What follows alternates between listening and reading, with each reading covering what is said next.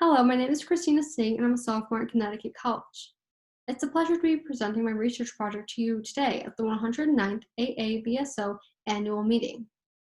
My colleague Wyatt Carbonell and I will be presenting our optical V, R, and I filter CCD differential photometry of the active galactic nucleus BL Lacertae.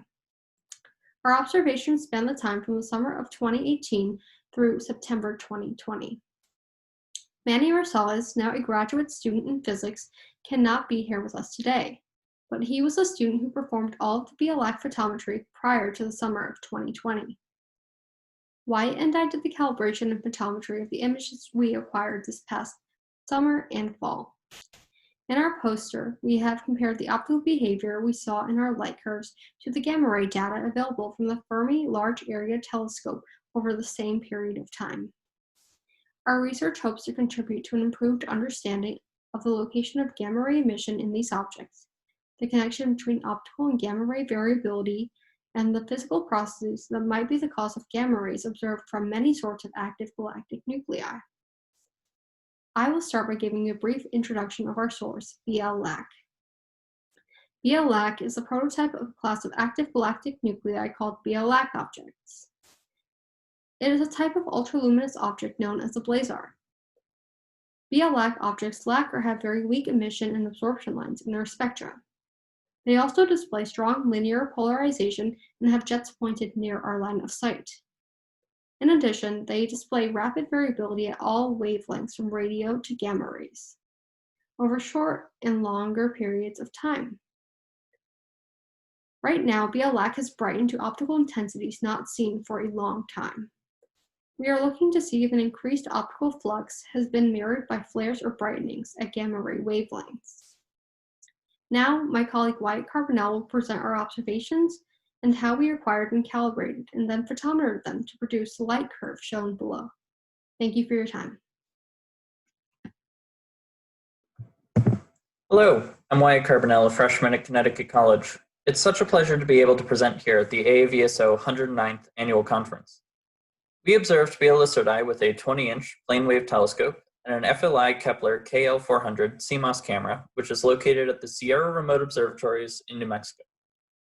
This telescope is owned and operated by our colleague, Gary Walker. We observed BL Lacertae in the V, R, and I Johnson-Cousins filters. Data was calibrated, aligned, and photometered in Maxim DL6 using the reference stars and magnitudes shown in the finder chart on our poster.